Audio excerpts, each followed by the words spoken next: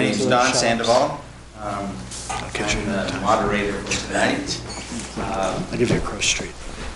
I'm from the Colorado Department of Local Affairs. For those who were here the last time, the Colorado Department of Local Affairs is a state agency that works with local governments. We're an advocate for local governments in many ways, in many respects, bring lots of services to them.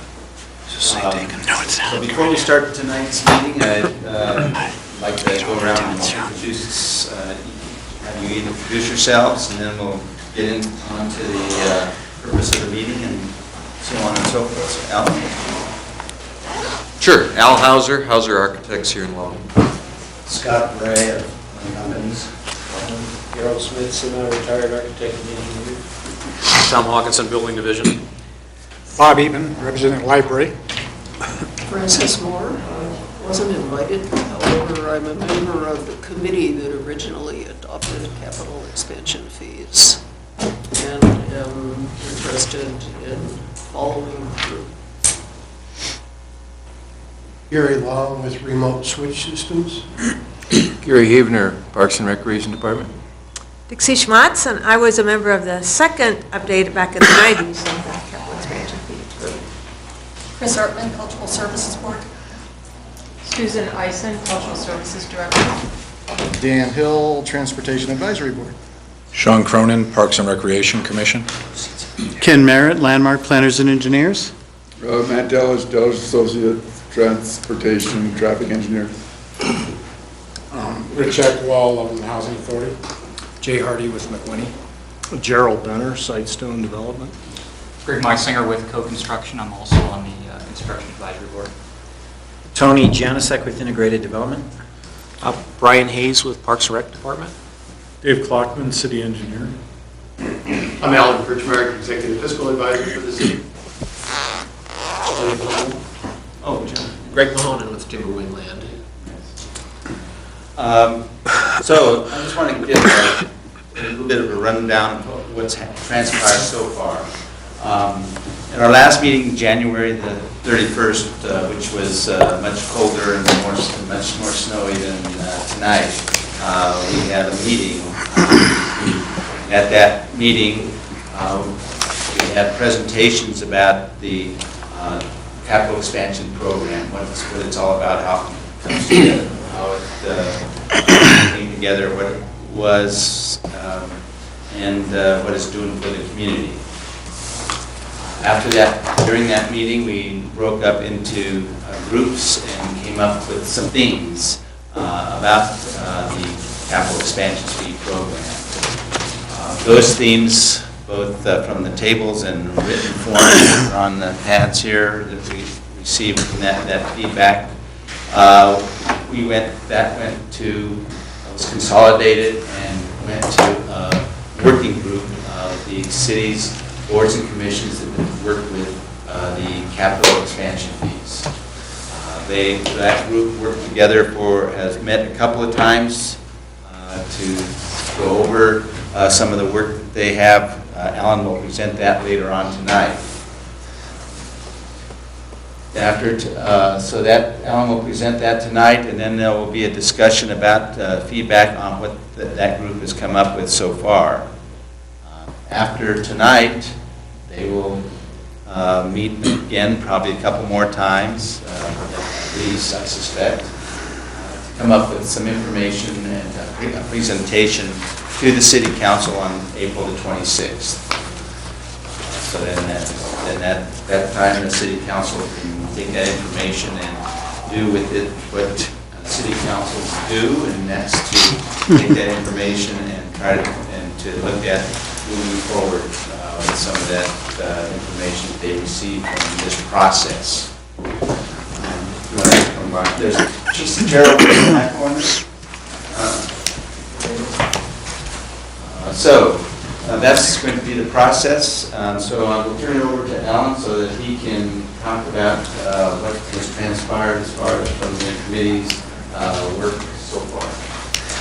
Okay, thanks, Don. And thanks to everybody that made it out on another cold and windy night. Not as bad as last time. A week ago in front of council, I promised that it would be good weather tonight. Obviously, things were At least the snow hasn't started yet.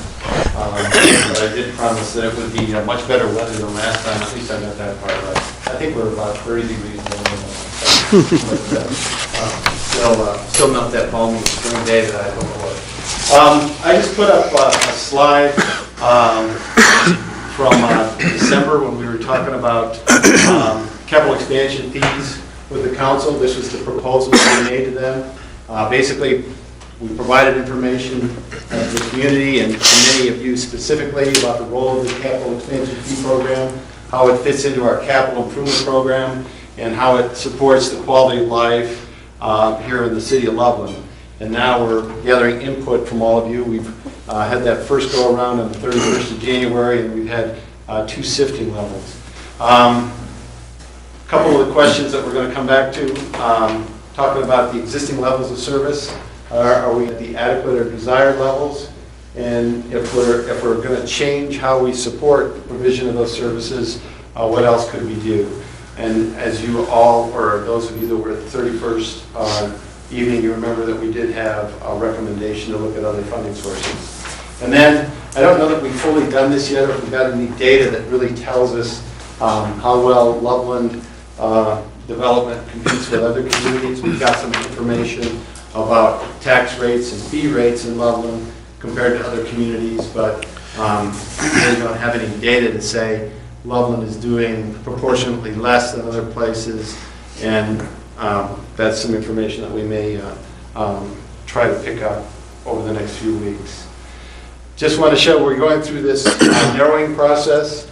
We're still in the middle. We've talked to affected parties and stakeholders. We've talked to boards and commissions.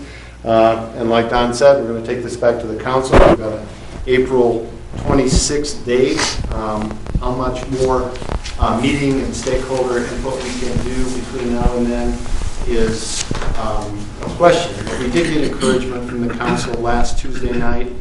They asked for an update on both of this financial sustainability and the capital expansion fee review, how things were going, and council may be providing direction to do some additional input. Their concern is that we've got pretty good input from the building community, but we haven't heard from other parts of the community. So I can't guarantee, but my thoughts are that they're going to probably direct me to try to do some outreach to try to balance the feedback a little bit. So just to let you know that that's going on.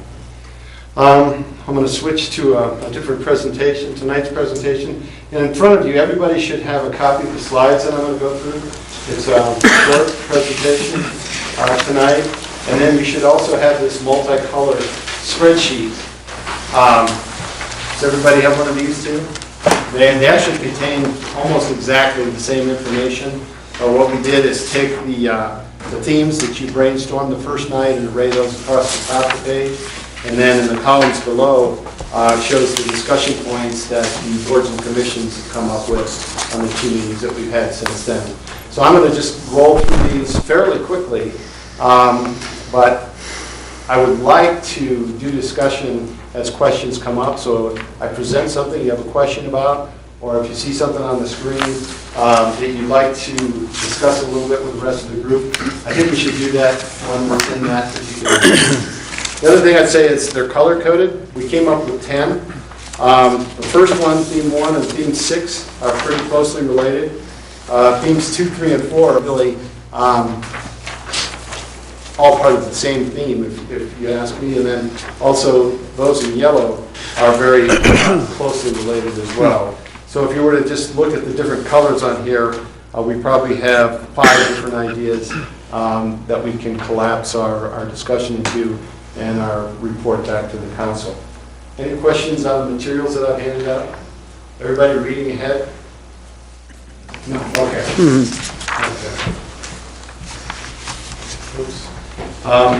Just a reminder, we do have copies of all of the PowerPoint presentations, and a couple of people have asked about that. If you'd like to get copies of this, this is the one that we did last time. I also have data, and if there's any questions that we need to go back on, we can do that as well. And then I'm not finding the one that I need. Here we go. What's that? iPod? All right. All right, first one, theme one that the group came up with was definitions of quality of life and essential services. There was a lot of discussion in our 2 board and commission meetings about reviewing the details behind the capital expenditure fees. We've hit them at a pretty high level so far.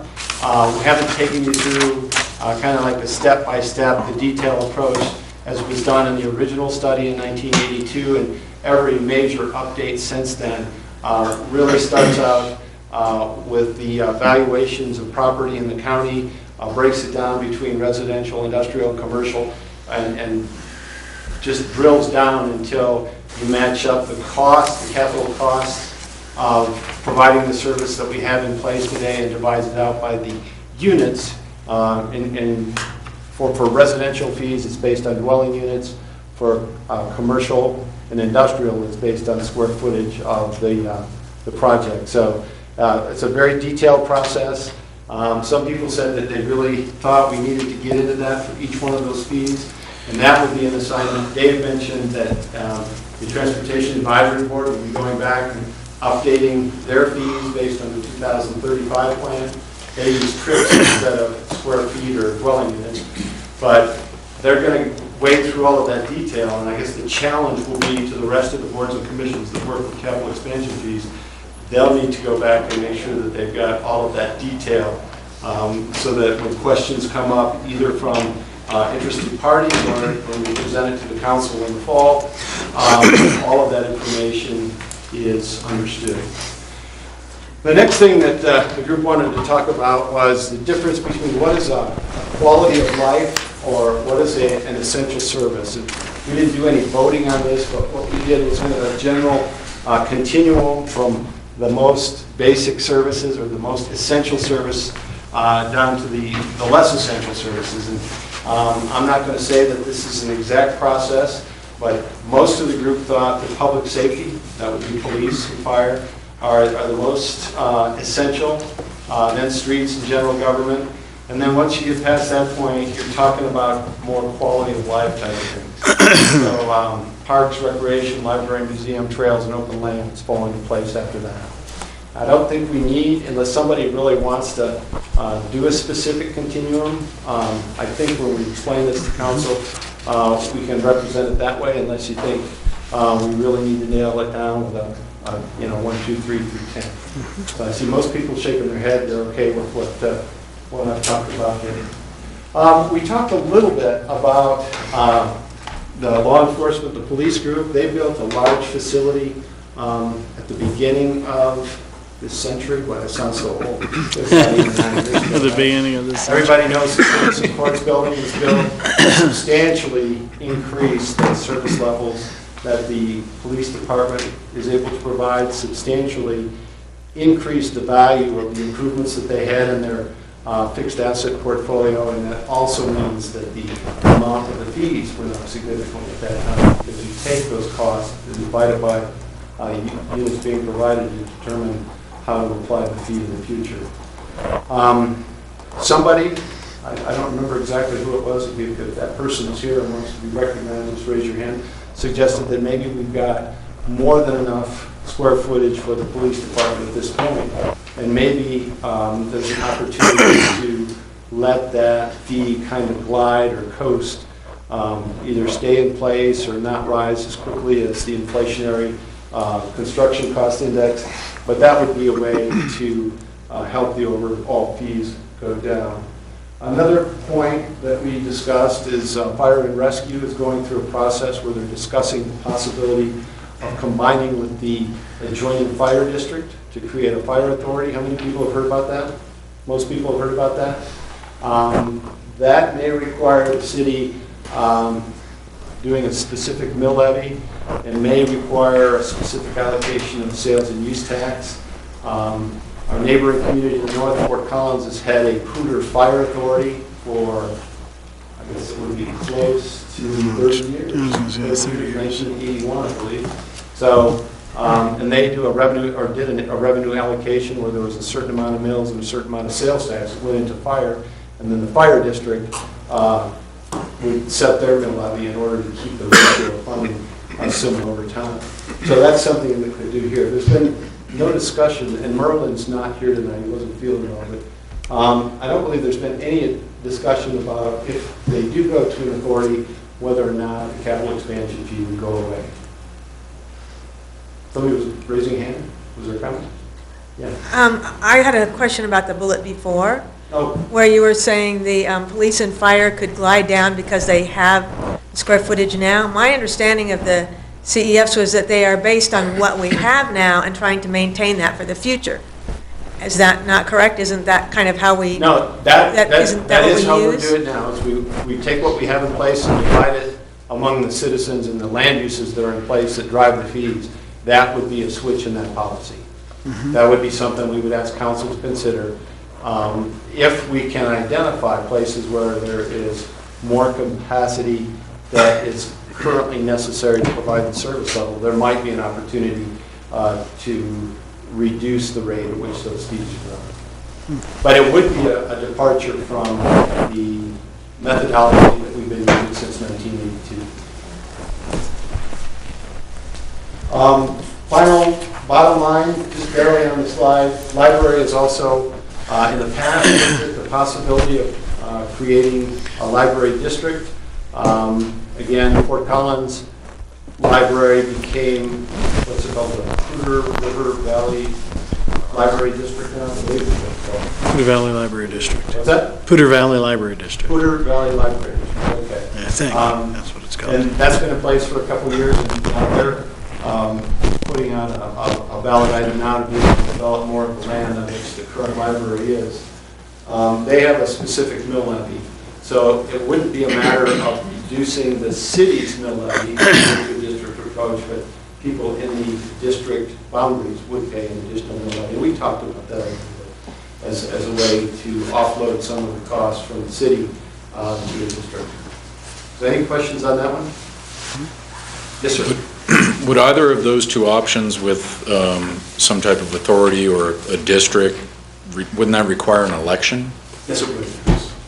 Anything that would increase a tax, so a mill levy or a sales tax, would require an election.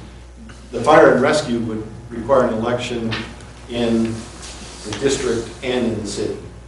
So probably 2 elections there if there's going to be a mill levy increase inside the city and also a mill levy outside. Make sense? Yes, sir. If both of those were to proceed ahead as you're describing, the fire and the library district, if they both passed a mill levy, then would city residents that still paid a CEF, if there was one, essentially be paying twice? Because they're still going to pay the mill levy, right? Depends on how you do your accounting, how you, if there's an additional mill levy for operating costs. Is the additional mill levy just going to go to county residents, or is it going to go to city and county? I think it could be both. I don't know that that's. If you build a home in the city, you're essentially going to pay twice for those services. Right. I think it depends on what you're trying to do with that new mill levy. If you're funding that just to do O&M, that's true. But if that mill levy is intended to cover the operation, maintenance, and the capital, then your argument, I think, would be right. Your analysis. But if it was funded to do O&M, then only city residents would be supporting capital expansion. County residents who would also be users wouldn't be supporting capital expansion.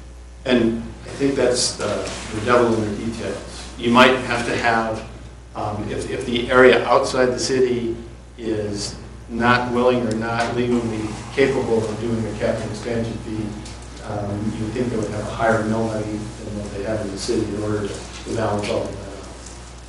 It's always a chore when you put 2 different taxing jurisdictions into one board, trying to keep that balance. So, everybody okay with this one? Okay. 2, 3, and 4 are all on the same topic. Basically, the suggestion was to consider setting your CEF levels based on income that a new project might draw to the community. In other words, if a project is anticipated to provide net new revenues to the community, you could use some of those revenues to offset the CEFs over time. So basically, if you got some additional property tax or some additional sales tax, you could reduce the capital expansion fees. When the boards and commissions talked about this, they talked about, right now the city does that type of economic development discussion based on a case-by-case basis. We've got an economic development policy. So if someone has a project that they'd like the city to consider and would like to have some relief from the fees and taxes and capital expansion fees, they can bring that through the economic development process. The boards and commissions group thought that if you just did that for all projects across the city, that would be more like an entitlement. And then we also talked about the models that the Colorado State University and the city has a fiscal impact model as well. A lot of times we find out that residential uses, office uses, don't break even, that they're a net cost of the city. And there was a fair amount of discussion about that, yeah. Who's buying the retail? Mayor, pardon? In the model, I mean, if you look at retail, right, versus, I mean, who's buying at the retail center? It's the residential. Well, the residential is necessary to drive the retail, Yeah.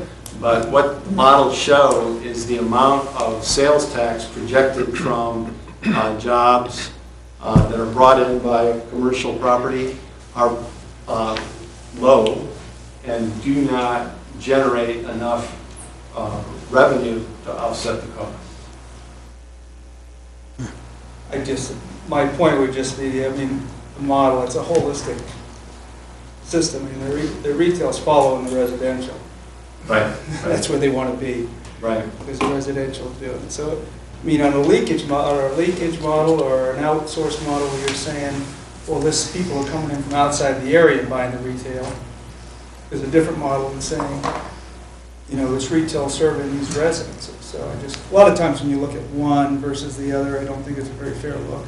Well, we try to look at them all, and the model that Colorado State University uses takes an average residential use and tries to compare that to the salaries paid by the new commercial.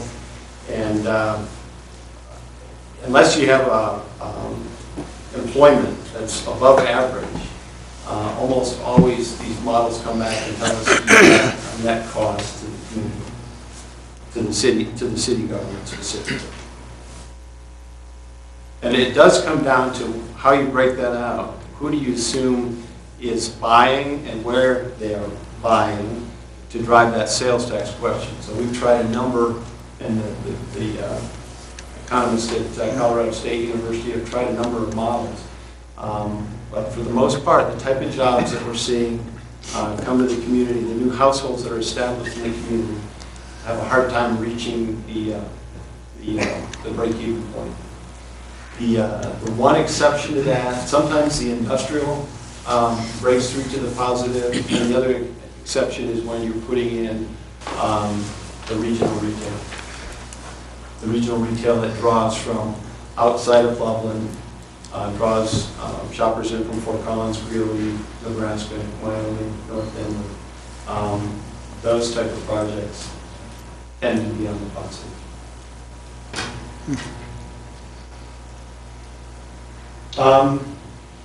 The consensus of the group, the boards and commissions group, was to continue to do this on a case-by-case basis, with the council making the final decision on what level of incentive or subsidy is appropriate, or offset, I guess is the neutral term we tried to come up with. This is just an example, and we continue the dialogue here, and I think we've already covered this. The key point here is projects that draw from outside the city have a positive effect. And then the other thing that the boards and commission group thought it was important to point out is that right now the city is in a financial sustainability danger zone, and that if you give up more incentives, lower fees, lower taxes, it actually makes the city's operating and maintenance budget imbalance a little bit worse.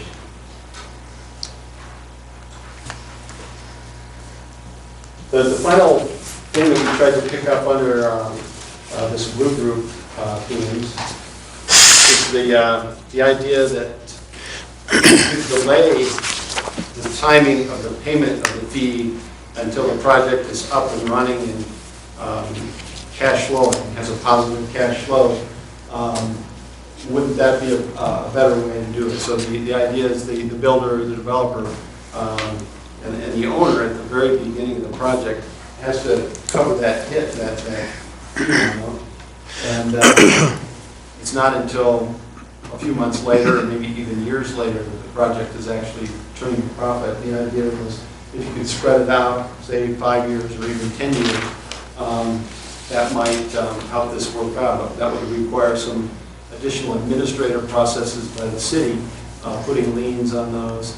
In a sense, it would be somewhat like a special assessment on the property. We'd have to set up the administrative ability to track that. And then we have one other suggestion, and that was to take a look at real estate transfer fees to help pay for the cost of growth. So real estate transfer taxes are not allowed under the state constitution as amended in 1992, the Tabor Amendment. So real estate transfer taxes are not allowed. Some places are recasting that fee that's due at the time of a real estate transaction from a tax into a fee, and they're collecting a little bit of money that way. Any questions on this group? Is there a legal distinction that is being made between adopting a tax or a fee under those circumstances? Or is that a potential area of litigation? Well, it is a potential source of litigation. What we've heard is other jurisdictions are trying it, and it hasn't made its way into or yet. There are places in Colorado that still have real estate transfer taxes, but those were in place before the 1992 election. So some mountain communities are still benefiting from real estate transfer taxes. A few places are, experimenting with that real estate fee. But I think it would be likely, if it was a significant amount of money, that it would eventually lead to some kind of legal.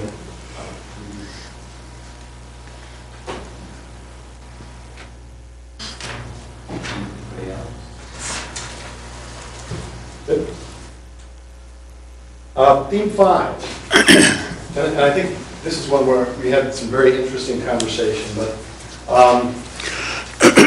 the comment, and if the people from that table are here, I would welcome them to elaborate on my summary here. But the recognition is that capital expansion fees are real, the need is real, but it should be paid for all users. And I think what that table was trying to say is that focusing it solely on building at the time of collection is inequitable. And the suggestion was we need more diversified collection process, and then there were a list of possible sources of revenue that were listed, including the sales tax, property tax, direct user fees, concept of a broader district outside the city that would be able to capture through a property tax, kind of like a metro district on everything with the city.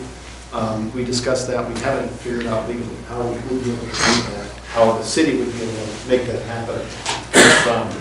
If the county were willing to do that, that would be helpful, but I don't think, I think the county's got enough of their own financial difficulties where they're not going to be willing to let the city do it. But the whole idea was to capture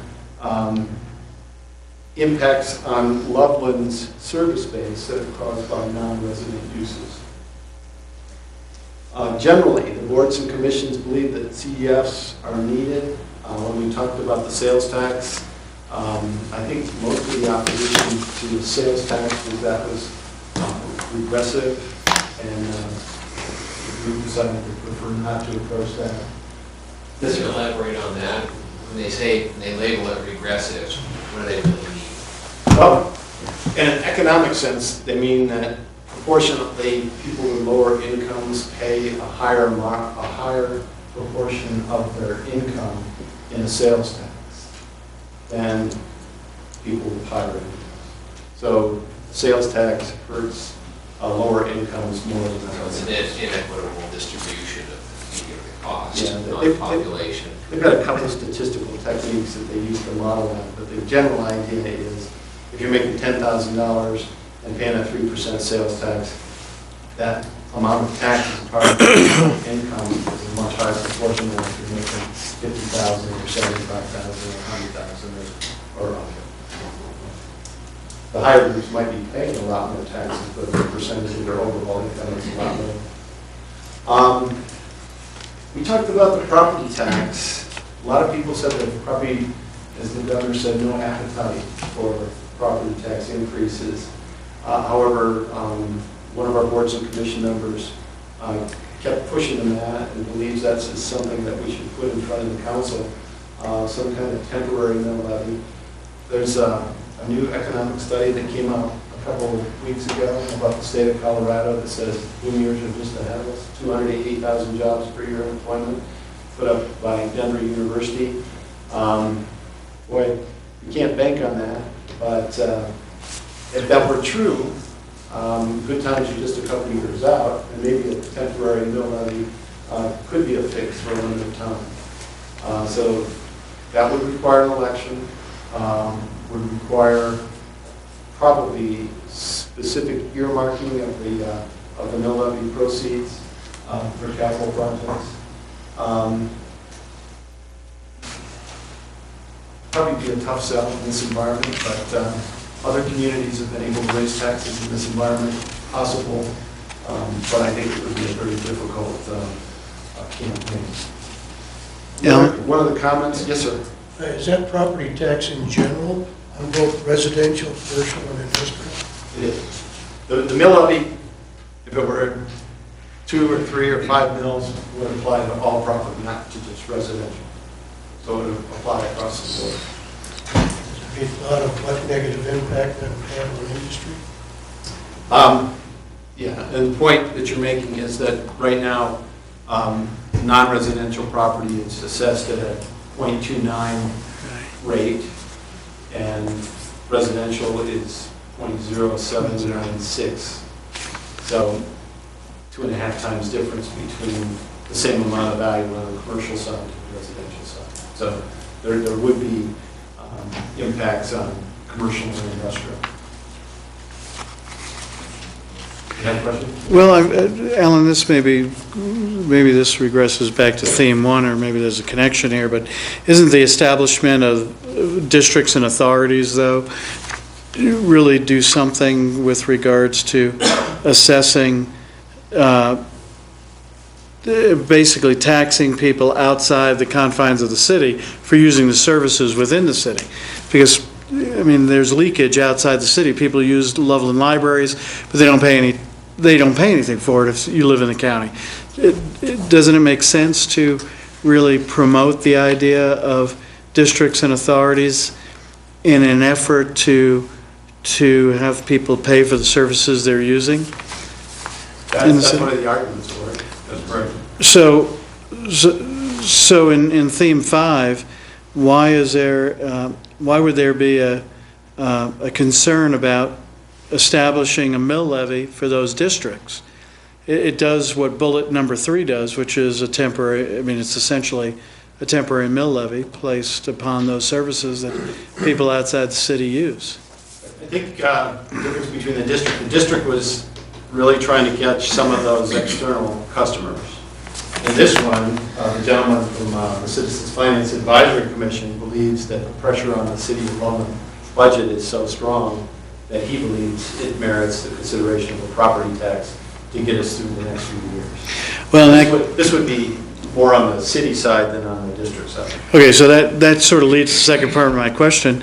How long has it been since the city has adjusted their mill levy? Late 1980s. doesn't, so why would there be, it hasn't been changed in years, and it almost seems as though it would be appropriate to adjust the mill levy. So he has to go write the check. It's a vote. It does take a vote, right? Yeah, well, But I think Ken's saying, It- from it his takes- perspective, it would be reasonable to consider putting that in front of the voters, and one of the our discussion points would be, look, it's been the same since 1988, that's what, 22 years. We know things have changed over that period of time, maybe it makes sense to look at a temporary. well, I look at what, Fort Collins mill levy is changes weekly, seems like.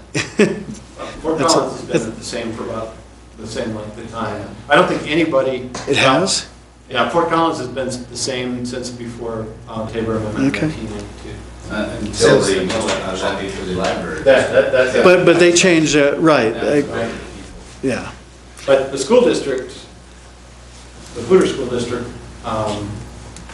has made several mill levy changes over the past several years, and is quite a bit different than the Thompson School District. Francis? But the fire authority, they've done it for the fire authority and for the library district and the school district. So although maybe the base mill levy hasn't changed in Fort Collins, all these districts have certainly adjusted their mill levy. The library district is true. The Poudre Valley, or the Poudre Fire Authority, has the same mill levy inside of Fort Collins as the rest of Fort Collins. It's all the same. There's no additional mill levy for Okay. the PFA. Outside the city limits, the district surrounding the city has its own levy. Okay. And that has changed a little bit over time. Go ahead. But it sounds to me as though the focus of theme 5 was at least partly to capture use by non-resident users. It seems to me that the original focus of the capital expansion fee was capital construction. So to me, user fees would be more appropriate for non-city residents, would be a more consistent way of dealing with demand from outside the city. But the focus on capital expansion fees was on growth that organically increased demand at the same level of services.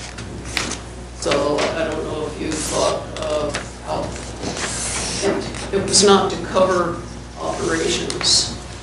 So some operation-related way of recapturing usage seems to me more appropriate. Well, this goes back to Al's question maybe a little bit earlier, where he's said, if we set up a district and the district, is it for capital expansion or is it for O&M?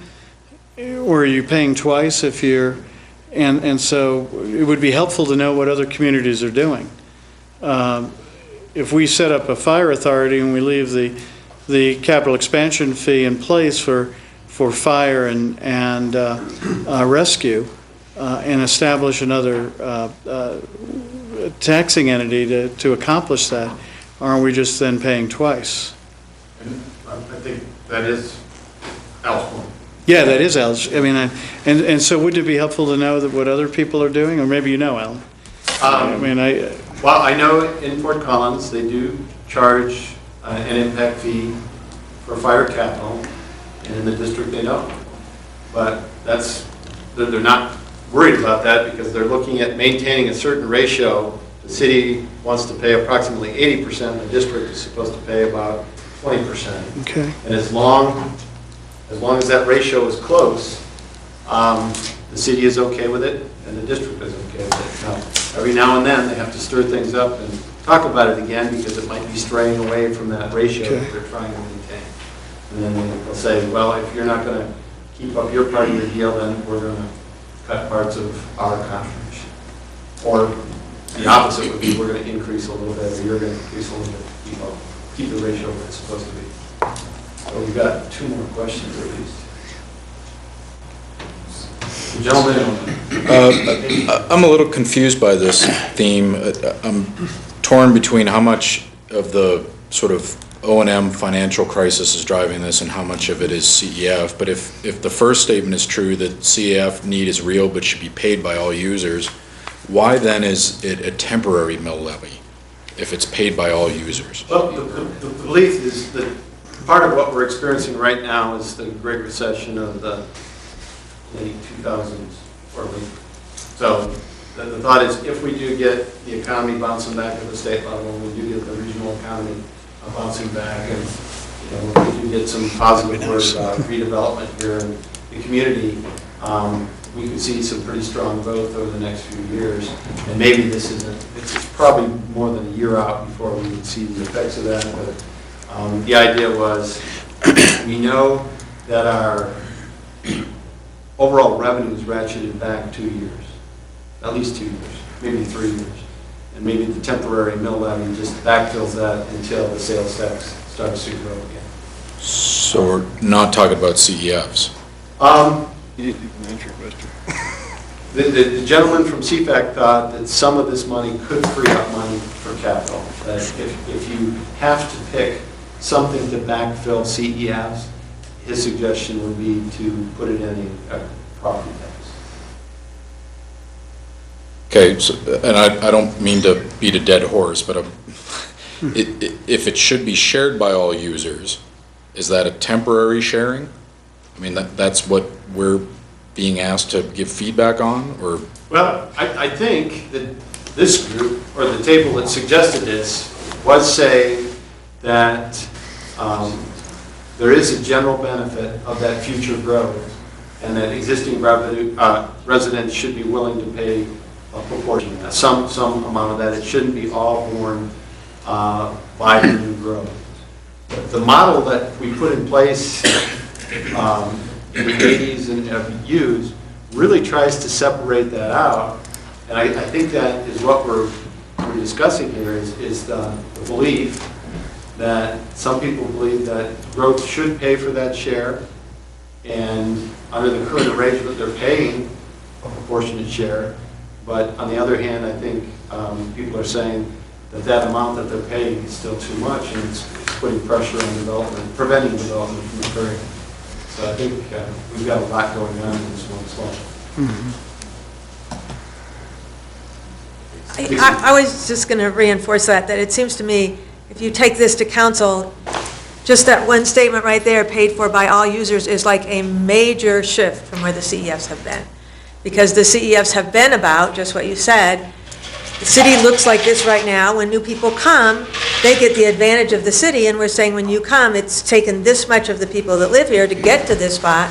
We think that the people that are coming to town need to pay some so that we can continue to have this level in the future with them here as well.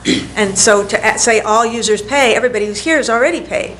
So now you're saying, well, everybody pays, we keep paying, and the new growth just gets to pay the same as everyone who's here.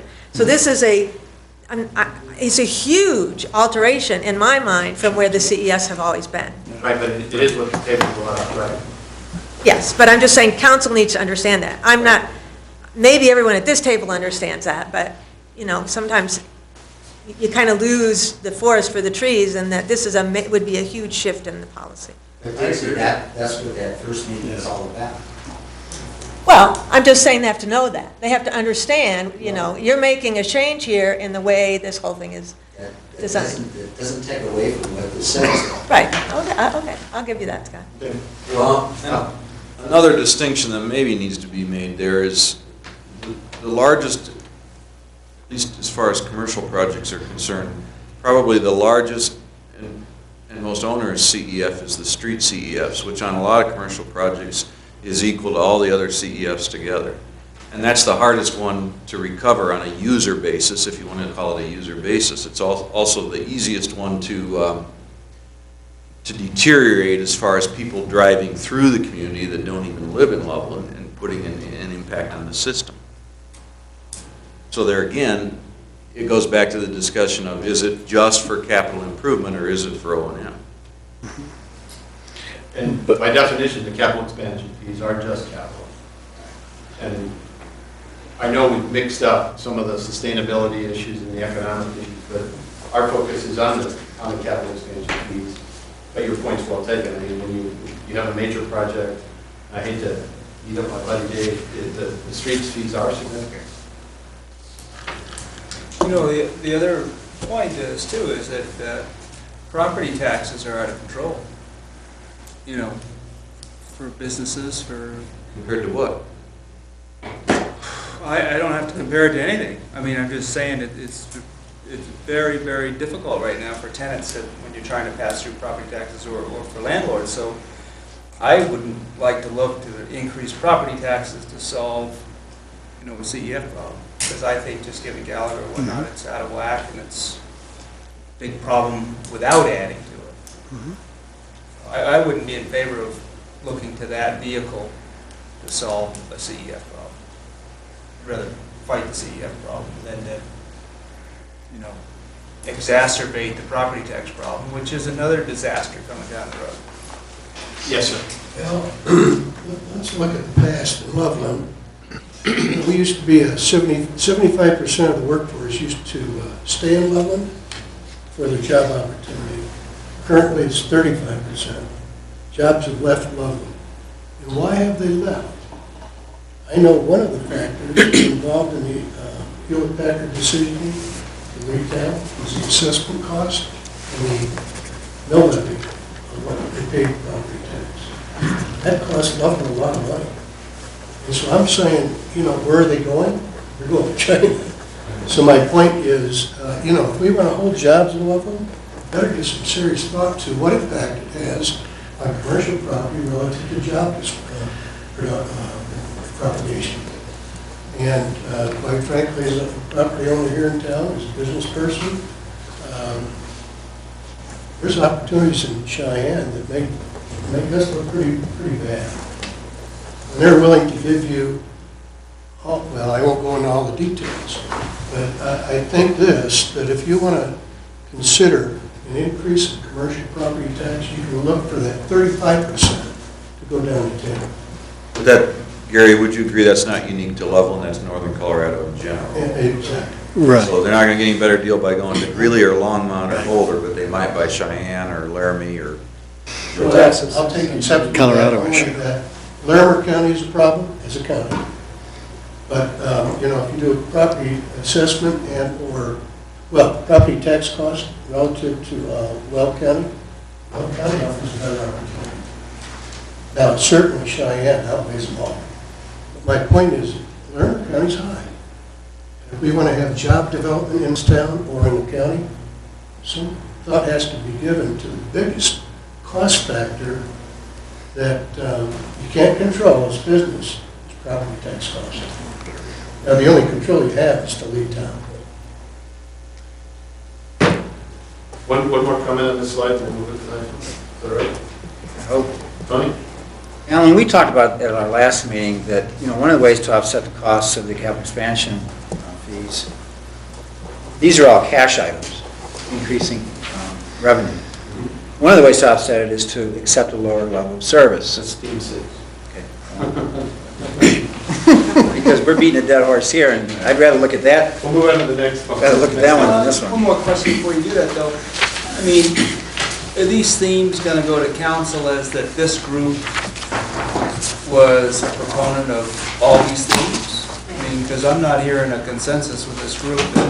I think we take all of the input from council in the study session, and then we ask them to provide us direction on which ones they want to pursue. Well, in this format, I would just say, you know, it appears like this, and I know this came out of a table, and it's valid comment just like they all are. But are all these themes going to council, or are we going to try to whittle them down tonight? No, I think they're all going to be in the report to council. I think we're going to show them all of the efforts that we've made to discuss. I don't know that we're going to come to a consensus, but what they asked for was input, suggestions. We've got some of those. And I think we present them to the council, and then they can say, like that one, don't like that one, throw that one out. But I the guess property tax, it'd be whatever. nice if this group had that opportunity too. for instance, and I don't know, the majority here like this, but it'd be nice if this didn't go to council with that, this group of business people got together and said, this is one of the themes. Because that's not what I'm hearing. So at least I would think we'd have a comment that says, this group didn't.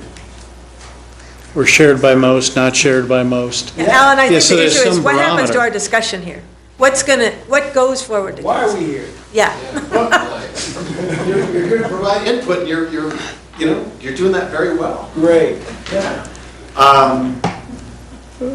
We have different opinions on our council.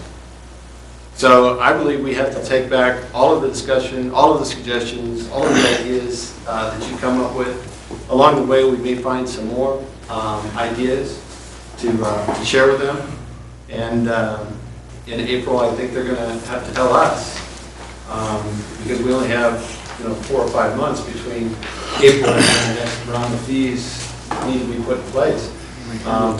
It's a fairly data-intensive process, so we need to know what we need to get ready for the fall fees. Well, if we ask, just show of hands, how many people think we should be handling CEF through property taxes? You didn't have many hands. I would hate to see council think that this group... That it's an viable option, right? This is a small group within the community, okay? And they're probably going to tell us that we want you to get another small, but different group of community.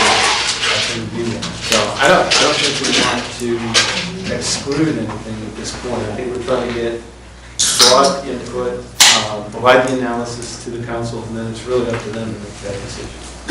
But Alan? I agree as well. Alan, what? I mean, I think it's given the indication that this group is proposing this. No, this group has brainstormed themes, discussed themes, provided pros and cons on the themes. But I don't know that this is a recommendation. I mean, this is just something that 1 or 2 people in the group said, the council really should think about a temporary mill levy to get us through the next few years. But I think having it presented this way presents them all on equal footing. Right.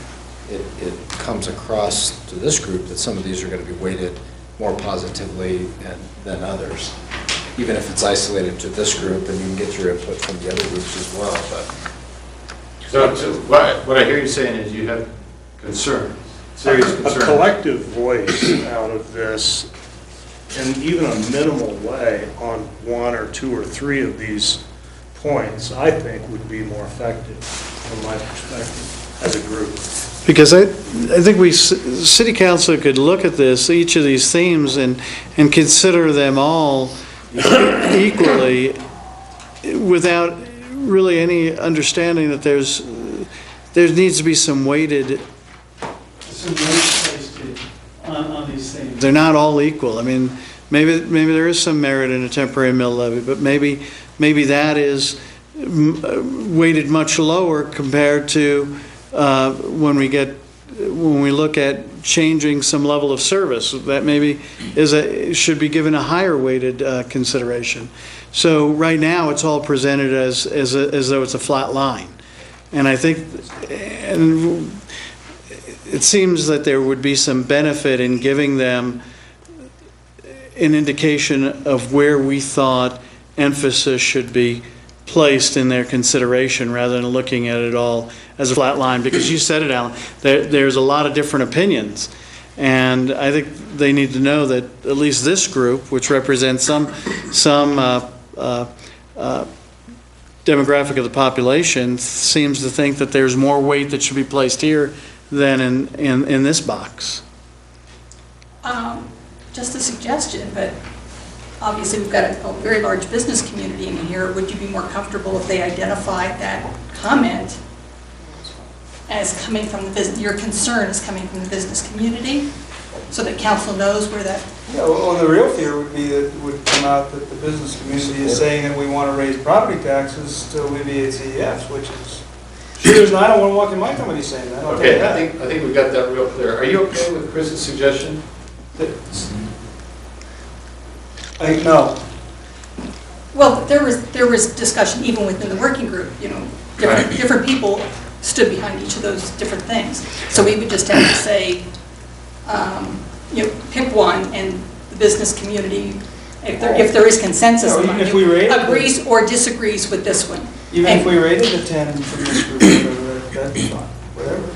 This is in there, but maybe it's 8, something else is 1. I think what I'm hearing from everybody that's discussing it right now is that this is too broad, and there's too many unanswered questions.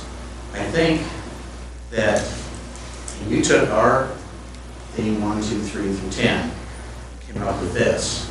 I think you ought to have this group and take your information that you've given us here and try to create a new consensus which would tie in a number of these different ideas.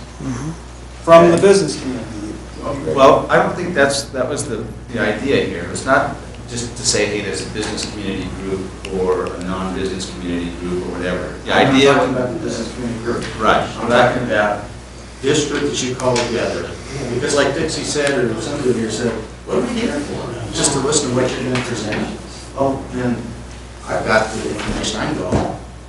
Right? But if you're here to find out that our first ideas that came out, which were raw, you try to refine them, and you did refine them based on city commissions and boards. And now we're asking to maybe have the group refine what you refine. So do you think that's something that we can try to do tonight? No, I don't. Really? Dixie? I think the other thing is, we don't understand what you're going to do with what we're saying. So we're expecting you're going to walk into council and hand this, and we've gone through and said all this, but they're not going to know that we talked about property tax for half the meeting, and they're not going to know. So we don't understand how you're going to take what we're saying here today, and we're not all the same, but how are you going to take our comments and incorporate those into what moves forward? And maybe if we understood that, we'd feel at least a little better. Well, I don't think we're going to try to exclude any of the comments that have been made. And I think, just based on what I'm hearing here, there is a preference not to use property. Fair enough? I didn't hear anybody's suggestion that we should do a sales tax, so I'm assuming that there's really not much appetite for sales tax. Couldn't you just take that, you got it broken down into the color code, and just have everybody here say, okay, rate it 1 through 5? Well, that's where I was going, Dan. Were you? Boy, I was great just minds. wondering, if we go through, we've got 5 items on this. We just need to weight them. And out of these 5, and I guess 2 of them are actually the same. I'm willing to look So you at probably higher can weight tax them into levels. 5. And the most likely candidate is the property tax. Those probably go together. Are there 10 themes now? There's 10 themes across the top in the color. Right before you. Yeah, we're on theme 5 now. And within theme 5, we're looking at boards and commissions believe that the CEF are still needed. Does anybody object to that being reported to the council? Say that again. The very first bullet up there, boards and commissions believe CEFs are needed. That seems to me clear from whom it comes and what it says, so I have no problem with that statement. Right, so some form of CEFs are still in place. The next point is, and I would say the consensus of the group, just on what I've heard, I would report that while a property tax was suggested and debated, most of the people in this group would prefer not to use a property tax to backfill capital expansion. Is that a fair statement? So that's what I would have done today. Right. Now, can I say, are there people willing to look at higher tax levels then? I would say the consensus of this group is no. Maybe districts, looking at a broader district, we can figure out a way to get things in the growth management area to pay for a share of this. Legally, I don't know if that's possible, but we're going to continue doing that research. And And what I heard in that was that as long as it's a reallocation and not just an added layer of tax. Right. Otherwise, we're just, right, all we're doing is, Reallocation of how you're doing it and trying to bring the county, but not if it's, we're gonna pay the CEFs and then we're gonna district. On top of that. You know, so I think we're all hearing that we're skeptical of, you know, another tax being layered on. But let me just also say that one of the reasons that we did put the pads out here is that we're gonna, if you have ideas that you know, say theme 5, you don't like this, or you want more refinement on that, or you have another idea, you write on these pads that you would have your idea. And we find whatever this idea is here and say that you don't like it, but we have to identify it as theme 5, whatever it was, and mark it down. And we would be, you know, then we can take that information and we can compile that. So for each of the. I'd like to bring up my comment that I don't think it should be, right at the beginning, paid for by all users. I think it needs to be paid for by new growth. So, I mean, I realize there's a lot of developers here, but that's my feeling. So. but that's an important, you're right in making that distinction, because that was the original basis of the CEFs when they were originally established in 85 or whenever it was. Yeah, that's not I think that's an important point to punctuate for City Council, but the O&M portion of it, there may be some merit in considering that there needs to be some outside districts to help pay for the O&M portion, which is not development driven. And that would be sort of a logical evolution of the original concept. Right. Is there an O&M portion of CEFs? No. My definition, capital expansion fees are for capital and new capital, not repair of a damaged building, only for additional. Okay. Look, I mean, to Gary's point, when he's saying, okay, it's property taxes that are driving people out of Larimer County, when we see a new small office building that wants to develop by a single user, and it's a $800,000 to $900,000 office building, and their city development fees or their capital expansion fees alone, without the rest of the city development fees, hit $75,000, and half of that is a street CEF fee. Yeah. That's as big as a exit out of Larimer County as property tax is. Mm-hmm. There's still a difference, though, is that what, in the property tax, you got no choice, you're in. Property taxes go up, you're just, you know, you go broke, you sell for less, or whatever you do. At least with a CEF, you got a choice to build a building or not, if you can't afford to build it. And with property tax, you don't have any choice. Yeah, that's You got the choice whether to own or not. That's the whole point of stopping things. Yeah. It's the cost. What are we trying to solve I'm here? totally on that we got to look at the CEFs and what the levels are and everything. But what I'm not on board is the property taxes are something that you're defenseless with. But you don't know what that property tax goes up. Has anybody put a pencil to it, if that would be the case?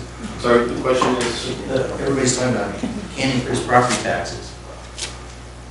Can you come up with a number if all the CEFs that are presently charged right now would be distributed through a mill levy? 11 mills. 11 mills. Okay, so how much is that? That's interesting. That's what? How many dollars is That's that? dead. $11 million. Well, out of how many households? Total city one. Well, okay, I'm just saying. 27,800. For my house, and if it goes up 11 mills, what? Well, How much is my tax? it would, on an average house, a $250,000 house, I think we came up with the city share was a little over $100, so it would be a little more than $100. It'd be $100 that my taxes would go up. That's just a ballpark. Approximately. Yeah. And on commercial property, Is it 1 mil 3 times that $100? a lot. Well, you're probably not going to find a business that's the same cost as an average house. Valuation, yeah. So you're already talking about something that's 4 times higher than multiplied. But that's without the. So that's the point you're making, is that in Colorado, because of the Gallagher, Right. we've got this differential in residential and commercial, and commercial picks up the. Right. The biggest share. So I think we nailed that. Well, do you have a number on that? Do you know of the total property tax paid into the county, what percentage is of that total dollar volume is residential, commercial, or industrial? I don't, but I can get that for you. I just got the abstract. Do you have it? No, I don't. Oh, okay. But I do know this, that little building I own, I pay about the same as all the houses that are built behind me. My point is simply this, that when it comes to commercial and property tax, there is a choice. You can either come into town and bring your business into town and pay a lot of property tax, or you don't. Or you can leave. Yeah, or you can leave. Right. Yeah. And leaving's easy. But isn't this a state-level problem? It's not really a local problem. Exactly. But adding Exactly. what And is it's not, it's not something that we can deal with at this point in time. And so it's something that you will have to talk to your legislators about and keep working on that situation. That's all you can do with that I piece of it. appreciate that, but when we're talking about doubling the mill levy from, what did you say a commercial property is? Well, that was, of course, that was if you took away all the CEFs and added the mill levy. That, and I'm not sure that's even part of this discussion, that was just a question. Scott, you were just trying to make just a point. Well, everybody talks about increased taxes and they think it's just astronomical and that nobody can afford it. But in reality, when you do increase taxes or whatever mill levy, there's a number to that. And that's all I'm trying to find out is what would that number be? But to Al and Scott's comment, though, we're going to, theme 6 and 7 looks at adjusting the CF based on reevaluating the quality of life related issues. So we get to that next, which I think is the importance of giving this weighted index, if you would, to each of these. Let's go on to the next one and then. Okay. All right.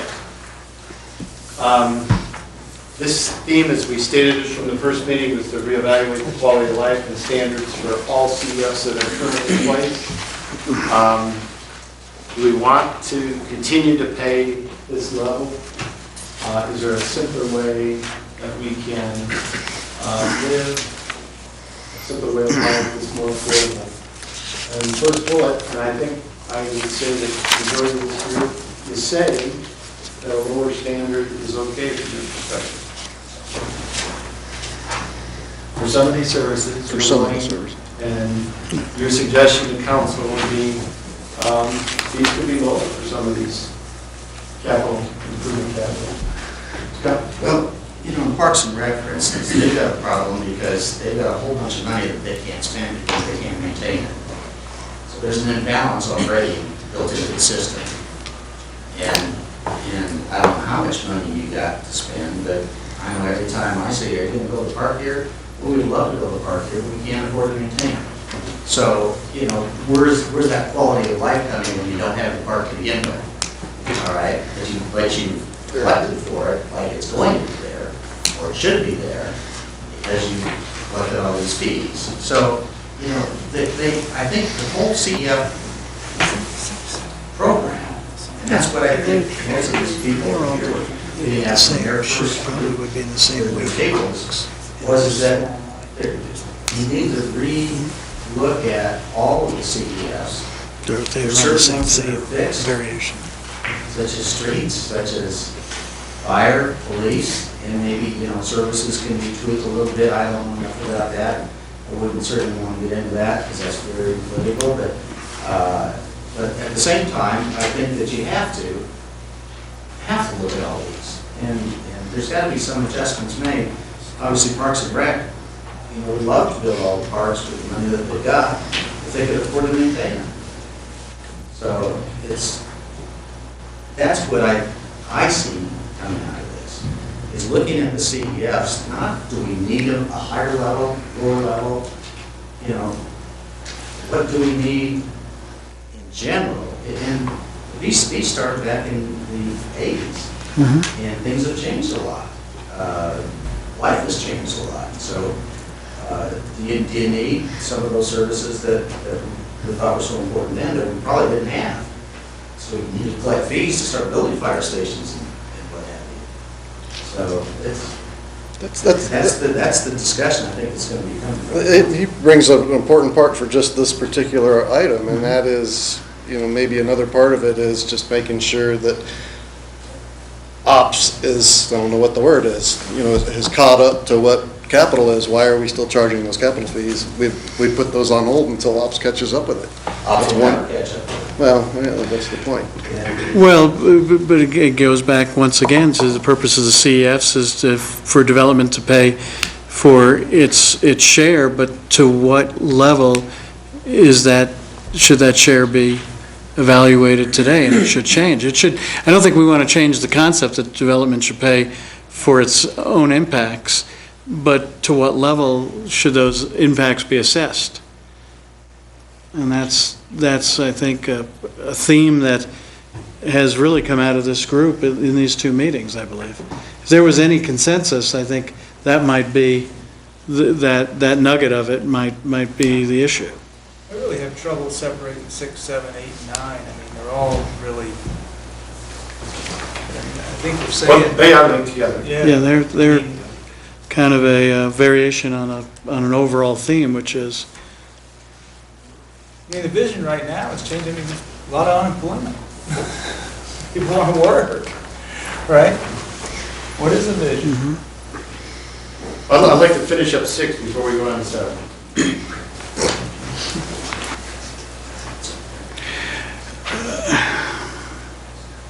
Any thoughts on the idea about higher densities?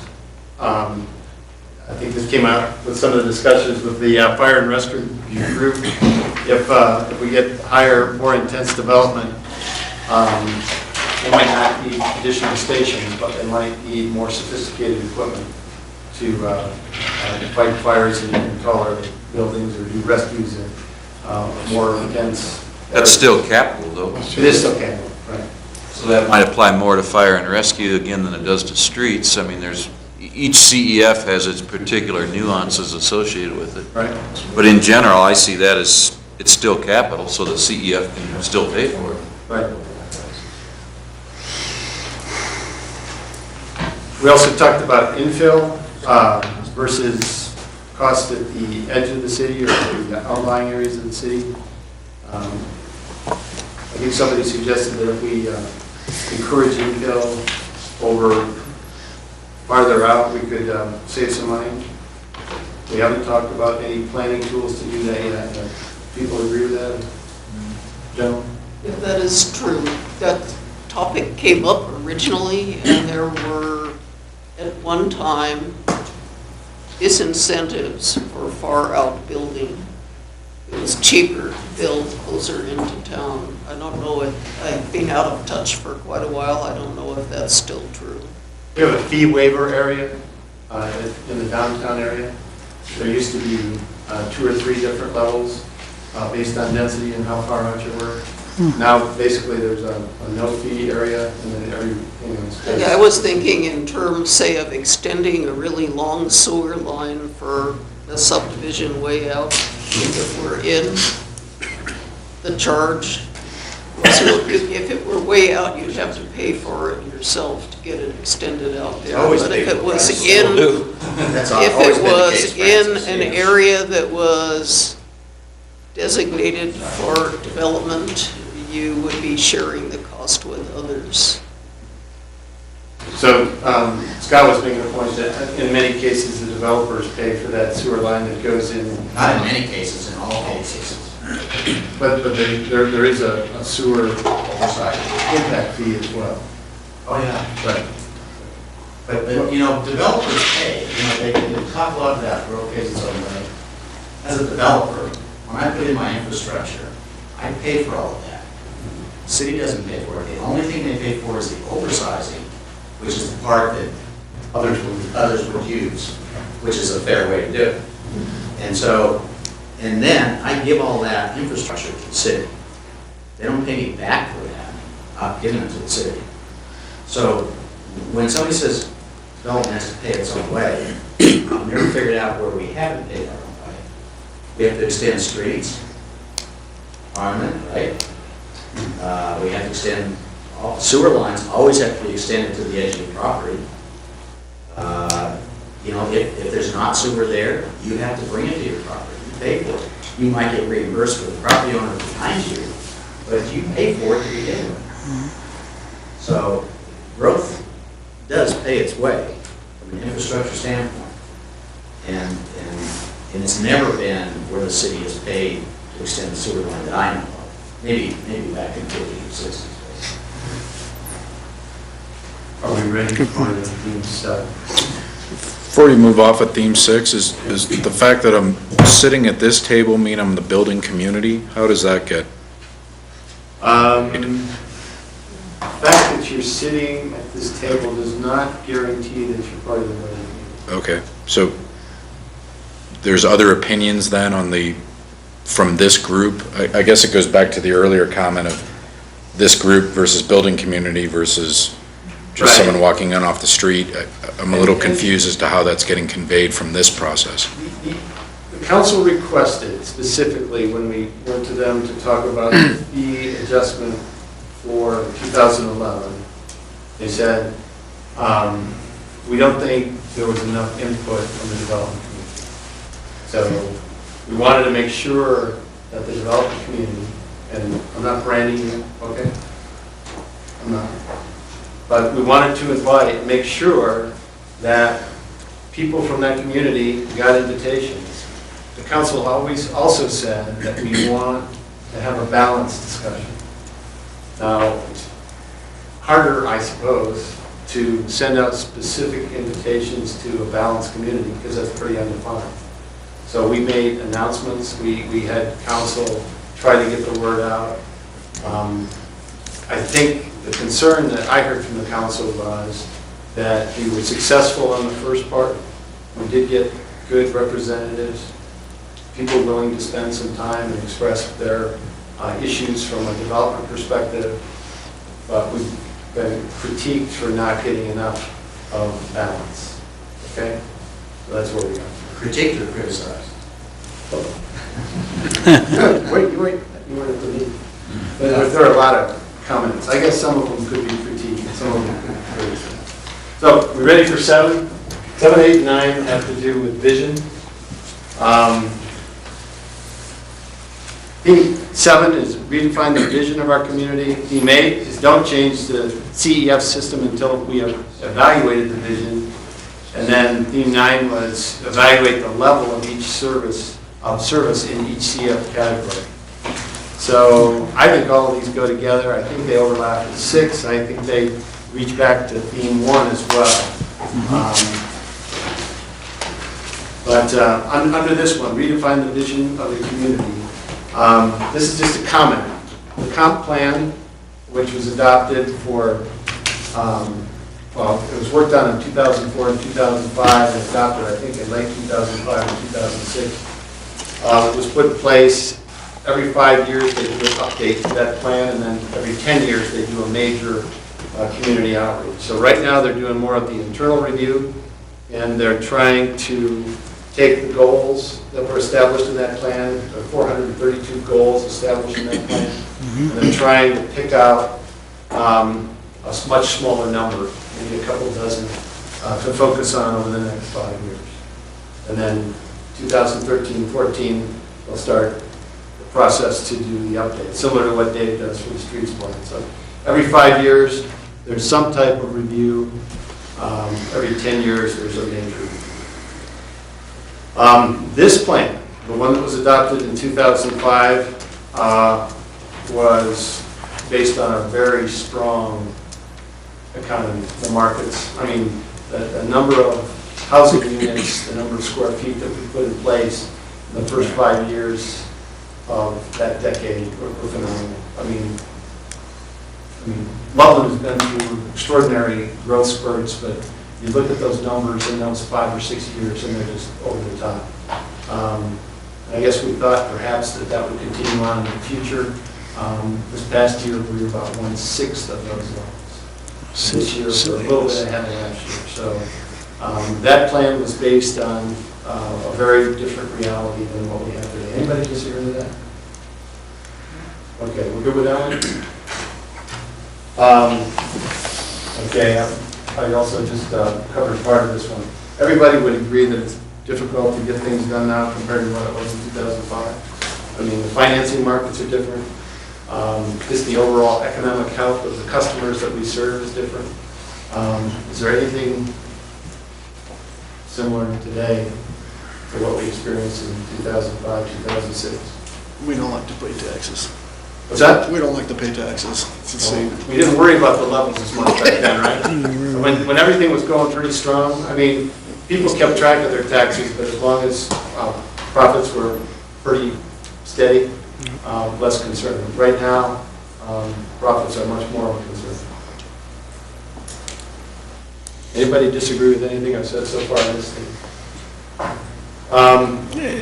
Go ahead. Well, and this may not have anything to do with what we're doing here today, but is there a reason to accelerate the reconsideration of the comprehensive master plan and not wait 2 more years to reconsider that plan?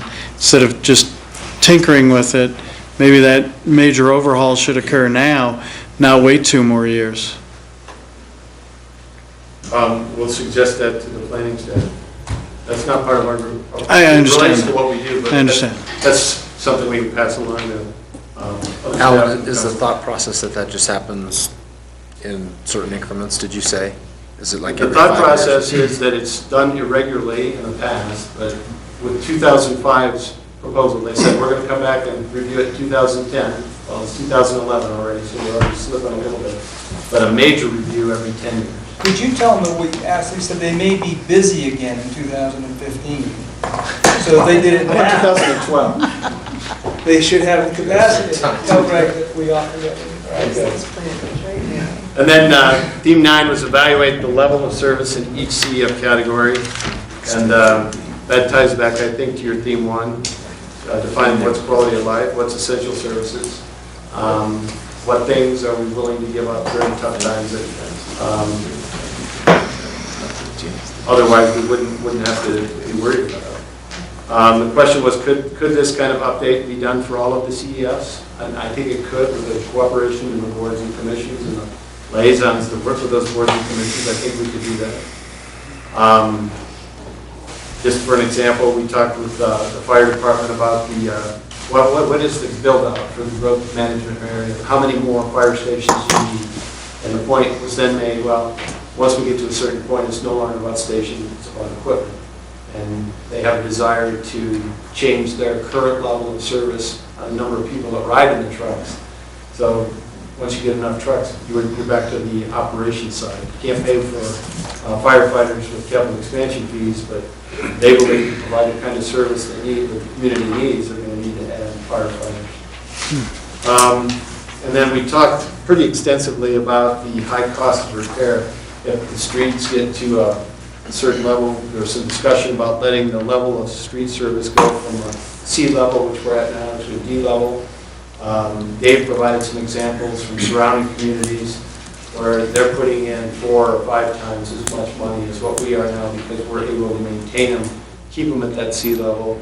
Once you get to D, and then you run into some economic times, there's this, I call it the cliff effect here, some people call it the spiral of death, where things deteriorate very quickly and the cost to repair those streets is 5 and 6 and 10 times higher.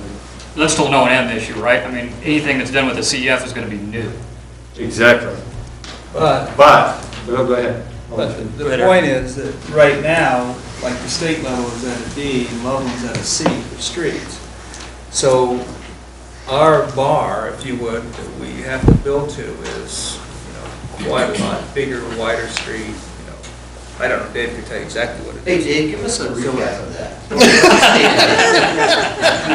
Quick, C and D. Well, it's based on basically the volume Actually, Matt could probably give a better description of the difference between C Okay, and Matt. D. It's, well, they get into a specific, a lot of it's measured on intersections, shall we say. Maybe everybody can relate to that. And at a level of service C, the average delay coming into a signalized intersection might be 35 seconds per vehicle approaching. That's level of service C. And if you go to D, you can get up to 55 seconds. Okay.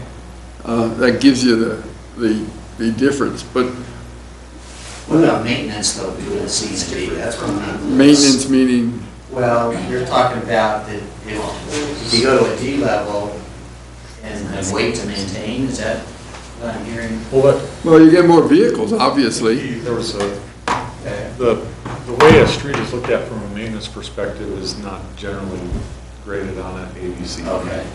The level of service is really more the capacity and how much street you actually need. The maintenance is different. It's like excellent, good, fair, and poor. So to go from a C level service to a D level service doesn't necessarily change the level of maintenance?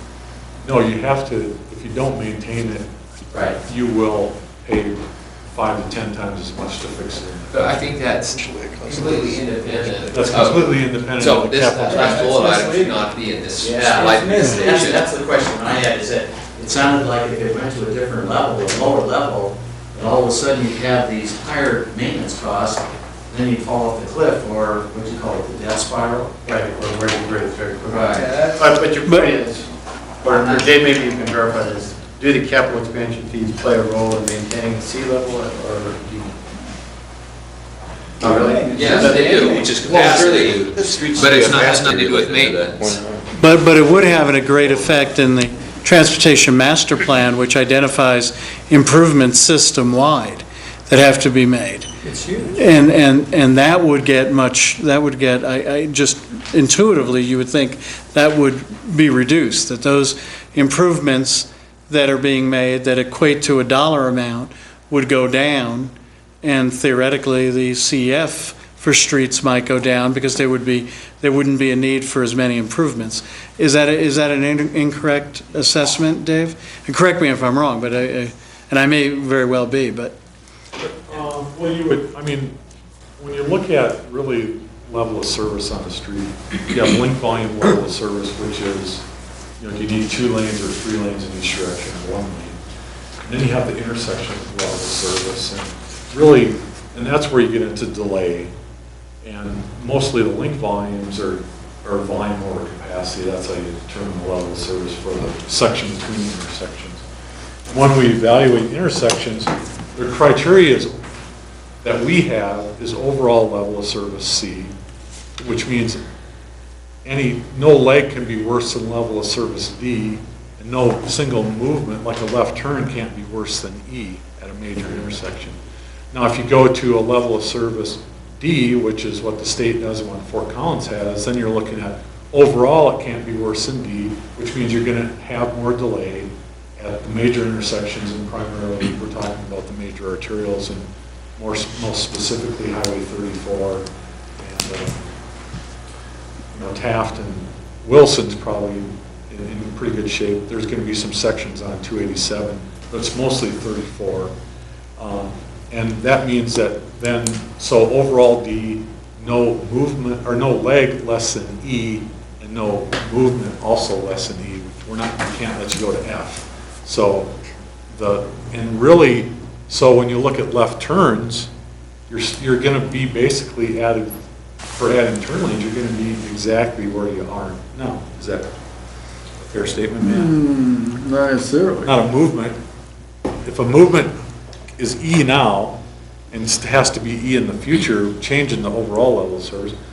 Now, so when we go back through this, we look at, when we take the plan back through, and we look at level of service, then we decide, based on direction from council, if we're going to adopt that. And remember what I said at the first meeting, that means we're going to take some stuff out of the plan that was currently in the plan And if it's not in the plan, it's not even eligible to be reimbursed. Right. So those have to be, I'm just stating the fact, those have to be looked at carefully, and I hope, you know.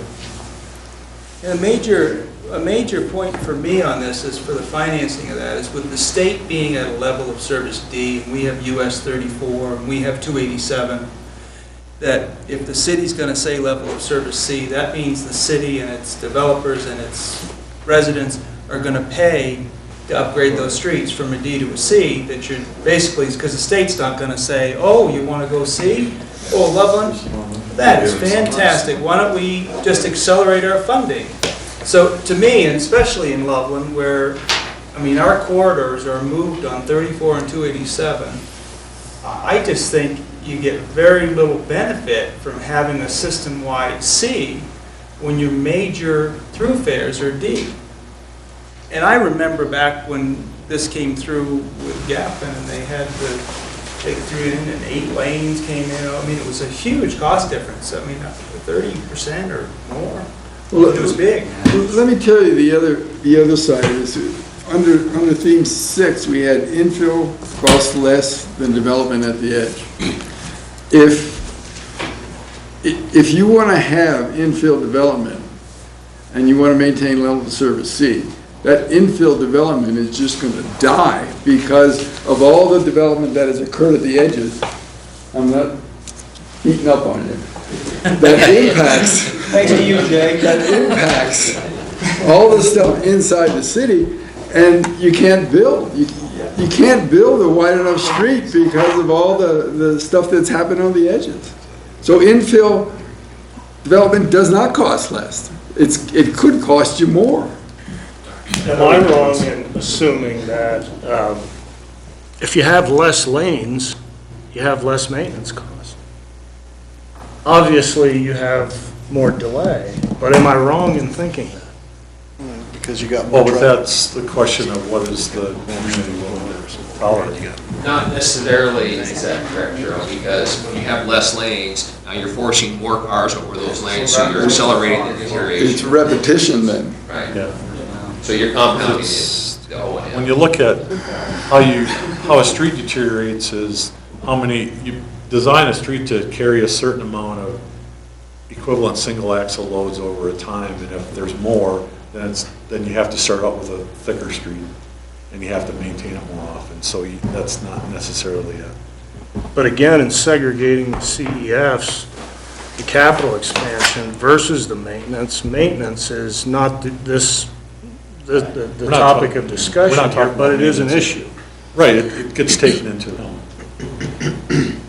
I just think we ought to know what the cost is on a CEF basis, total system-wide basis, and what the street CEF difference is. Dollar per square foot to take us from a D state standard, Fort Collins standard, to a C. Well, I mean, to me, Well, if that can we afford it? It doesn't make any sense. If Do we that really can be get any quantified, I mean, well, what we're saying right now, like all CEFs, is in the past couple of years, you haven't collected much.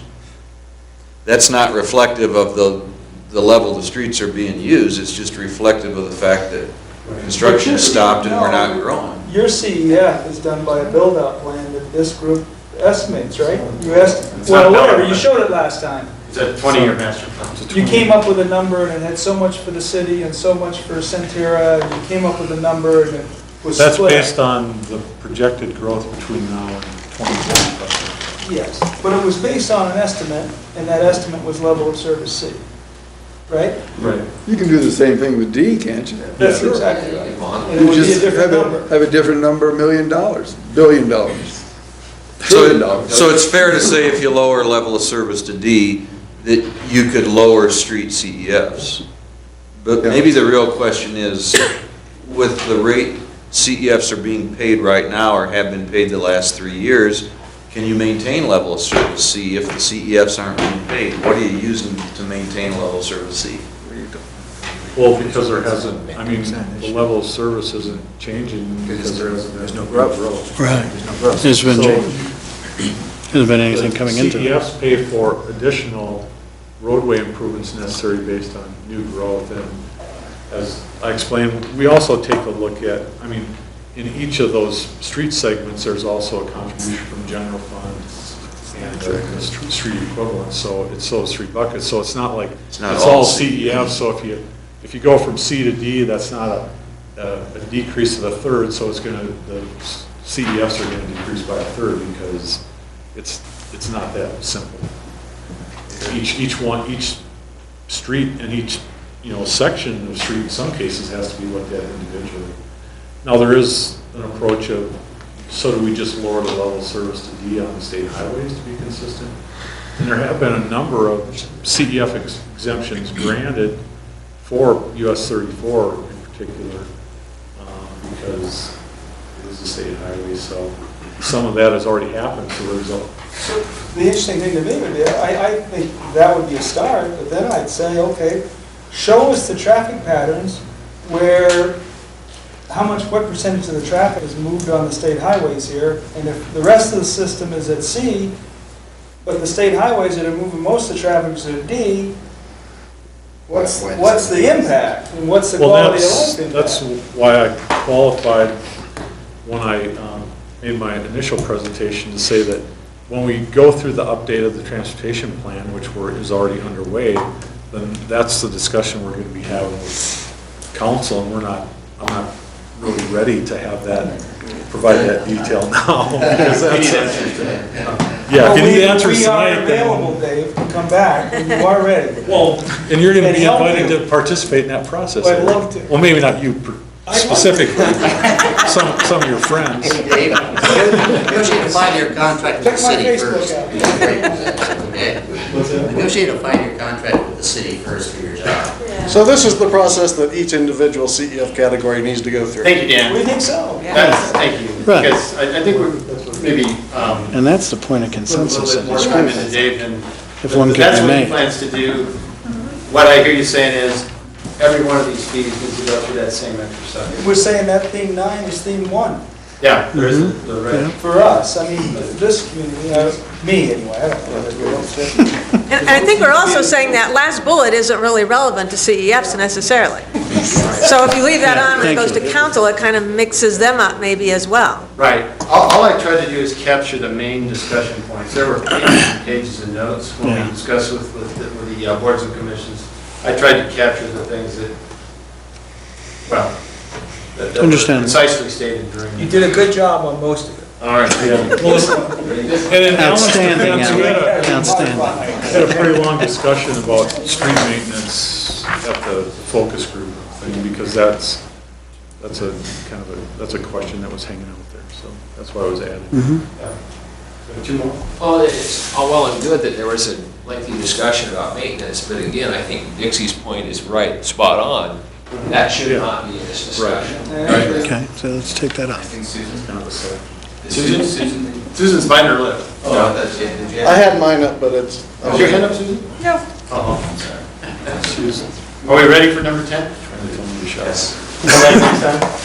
Okay, one of the themes was a moratorium on CEFs, meaning that fees are frozen or temporarily reduced to zero. When we discussed this with the boards and commissions, their belief that fees should be left in place, generally that they're working, the system's not broken, just needed some tweaks. Another comment that came up, a freeze of the fee levels or a reduced level of increase may be appropriate until vision, the one we just talked about, theme 7, levels of service, theme 9, and other issues are worked out. And then it was the general consensus of the boards and commissions group that fees should not be reduced to zero. Is that fair? The boards and commissions people that...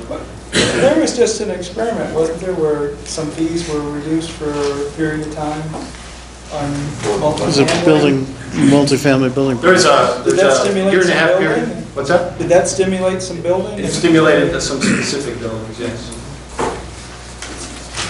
The street fees were not adjusted for that, because they already... No, I just had a question that's being, what is the difference between the items that are in italics and those that are in the regular, is there a reason? The italics for were the that? February 28th meeting, and the regular ones were the February 14th meeting with the boards and commissions. So I was just trying to keep track of what happened in those meetings. Yeah, on top of the big spreadsheet, If construction comes to a near standstill, then even if you have CEFs, they have to effectively reduce to zero. Yeah. that was last year. So, From a city standpoint, is there a not from the benefit developer in studying whether a temporary elimination of CEFs would somehow stimulate development that otherwise wouldn't occur? I think we had a case study of how much, Well, did you say, 90 million of different buildings? Right.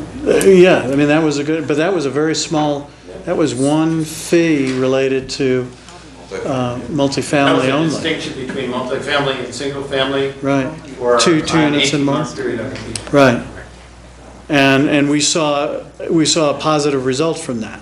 So could it be suggested that there would be an overall positive effect to improving all of the development? Are you, positive on what side? I mean, there's lots of different sides to that. Well, you can increase CEFs. What positive side are you talking about? A positive increase in overall development in our community. There are other things other than CEFs that come out of stimulating development. There's building permit fees, and there are use taxes that are increased. You may not collect CEFs, but you collect use taxes and building permits. But they did, there was, what, a 60% reduction or something? 60% of one, which it translated into about $7,000 per door. So it went from $24,000 in total fees per door to $17,000, which $17,000 was still the highest in all of northern Colorado. No, that's not true. Which part? That's not true. Which part's not true? The last part. Once we reduced them. It's the same as Fort Collins. Once we reduced them, we were not still the highest in the region. We were at the same level as Fort Collins, which was the highest. Oh, I'm sorry, you just said Fort Collins? Yes. Okay. It was the same, we were the same as Fort Collins, which is the highest in the region. We'll take a closer look at that. But That program worked, if the city thought it worked. Might help, I know it would help our residential project. We're getting hammered. The thing is, Eric, is it's a temporary, short-term fix that happens in 1 year. And the model suggests that those units will be net costs to the city for the rest of their existence. That's interesting. That's the trade-off. Net cost in terms of services? Yes. That's what all of the models show about, unless you get a very high-cost unit that pays way above average on property tax, it's usually going to be a net cost if it's residential. So we're hoping to model what occurred with that temporary fee reduction over the next several years to see if that's tracking what we think the model suggests. But doesn't that model make a distinction between rental apartments versus single-family homes? It does. Because rental apartments, in my experience, have always paid their way because you don't have all the services applied to rental apartments. So that's not, if that model's showing that, I don't know if that model's correct. It also has a for sale product in the 4 units or less in a given building. Yeah, we built So a number of condos. duplexes on that. Yeah. But to Tony's question, that is one place where I think we can make some changes. For most of the utility fees, I think all of the utility fees, there's a distinction between single family and multifamily. That's true in streets as well. It's not true for the other 9 fees.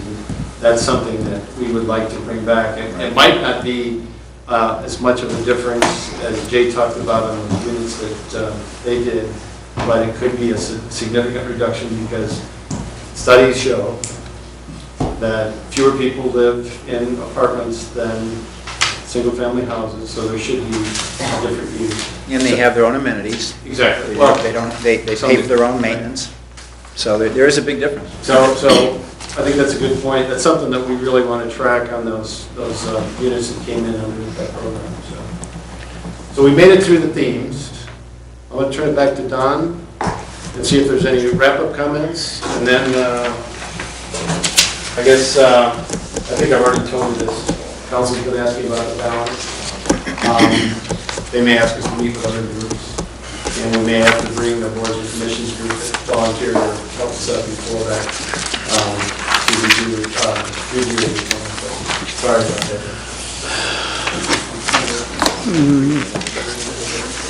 You have nothing to do but meet. But to that last point, can I just make one more point? Isn't it more valid to get input from those people who are being taxed on how that tax should be applied and evaluated versus those who aren't being taxed, who then have input, and that should not be equally weighted? Do you understand what I'm saying? In other words, the development community is being taxed right now by the CEFs. We should be consulted as to what they are, how they're used, and so, because we're paying them.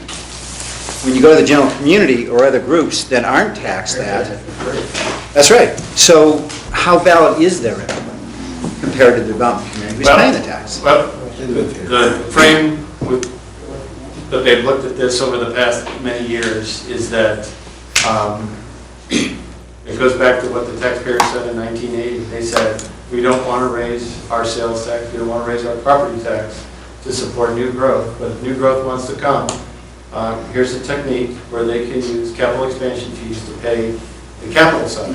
And then everybody joins in, pays the operating and maintenance and repair. Right. Surely this isn't a voluntary donation, because, I mean, if I buy a house from you, you're going to recoup the cost that you spend on the capital expansion fees in your sales price, or else you're going to go out of business. A lot of us have, a lot of our peers have. Because of that very Well, thing. I'm aware that these are tough economic times, but when you do sell a house, or if you do sell a piece of property, the fees that you spent in developing it should be included in the sales price. Theoretically, I agree. Real world, I'm not sure. Well, and that's probably true, which is another reason why we've had the construction slowdown we have, is the end user can't cover the fees, so they're not moving ahead. Right. So Tony's point's right, too. I mean, if we're going to discuss this whole topic, why are we going to go outside of the development community? Unless there's some nonprofit or political action committee that wants to help pay for these, what are we learning by going outside of the development? Well, we've got council members that want us to balance the discussion. So that's who asks us what to do, or directs the city manager to have us. Well, this is a community issue, so we need to look at this as a community. As a community, if you, the builders, tell us all your business is being driven away because we're paying too many, then we need to take that into consideration. So certainly you all have to sit at the table. But it's not just about what the developers want. Honestly, if it had only been developers, we'd have never had CEFs. So, and the community is the awesome place it is for you to bring your folks in here to buy your houses when the economy improves, we hope, because we put, at least partly, because we put these CEFs into place to keep our community, in my opinion, is a really nice place. So I absolutely agree. Developers need to be included. You need to sit at the table, but it also needs to be the rest of the community as well. So. Well, and say one other thing, I mean, we're selling houses now about 170, 175,000 that were 205 or 210 5 years ago. The permits on them are $28,000, including the CEFs, and that has not come down at all. It's very tough right now to get it going, so some help with that, with this, would be delightful. Well, at least we forget, any fee that you place on development or the price of a home is ultimately paid for entirely by the consumer, or should be paid for by the consumer. So any increase in those fees, the city is just telling the public that they need to pay more for what it is they can't already afford to begin with. I mean, it seems counterproductive. At least the idea of increasing fees. And maybe the idea of putting a moratorium on those fees is unrealistic, but certainly the idea of increasing the cost of housing and affordable housing it just doesn't seem to make any sense in the climate that we're in today. Okay, yes, ma'am. I just have one kind of closing comment. When I look at, you had 10 tables, these represent 10 tables. No, And discussion groups. We had 6 tables, but some were overachievers and did more than one. Seems to me, when I look at this, half of the items on here, I would say items 1, 6, 7, 8, and 9 are all involved in looking at service levels. And I think the fact that half of the topics that came up involve looking at, do we have the right service levels right now, is very significant. And I think it's one of the more important things you should take to the city council. Well said. I agree. Yeah, thank you. That's absolutely right. Good closing comment. It seems to me that, the takeouts for me basically on this are that, that's number one. That's one of the major takeouts here. And that this is going to be, it's information that goes to the city council after the boards and commissions take these comments that you have here tonight, made here tonight, and so that those board and commissions can go through those comments and add their comments to it and talk more about these things, but more, I guess, a discussion to these. There will be, a series of, it's going to be more than just a fairly quick fix, that there's going to be several levels to this piece of the CEFs. At least that's my take back on this. One is, okay, developing the service levels, figuring out if that's what they want to do, then looking at, that's part of the visioning process. What quality of life do you folks want here in the city to attract, whatever businesses and industry that wants to come to this community. So that's probably a little bigger discussion about how that plays into what developers pay and not. So those are some of my takebacks, and on these 10 items here. I think there's good discussion. I thought you had good discussion here tonight. I hope we heard from everybody that wanted to say something. So if there's somebody here that, we know who the ones that said a lot. There are those that want to say something. I would like to hear it. We have a lot of people here that listened well, but I also want to hear to see if there's somebody else that wants to make a comment. No one here? All right. Well, so this information is going to go back to the boards and commissions. They're going to work on it for the next. So what I expect done is we're going to get some feedback from the council, and I think it'll probably be next Tuesday at the council meeting. They'll want to know what's happening. We might get some more specific marching orders. So for those that are on the boards and commissions, I can't tell you when we're going to meet again, but we will. I just can't tell you when. So I know several of the council members were watching tonight, and several others said that they were going to watch or get the video replay. So I appreciate everybody speaking up. Great. Addressing the issue. No wonder you're so close. Well, again, thank you very much for your comments and participation. I'm sure this is just the beginning. Tells us that we're being recorded. Yes. Did you see that little? Anybody that's written down comments, please turn them into me.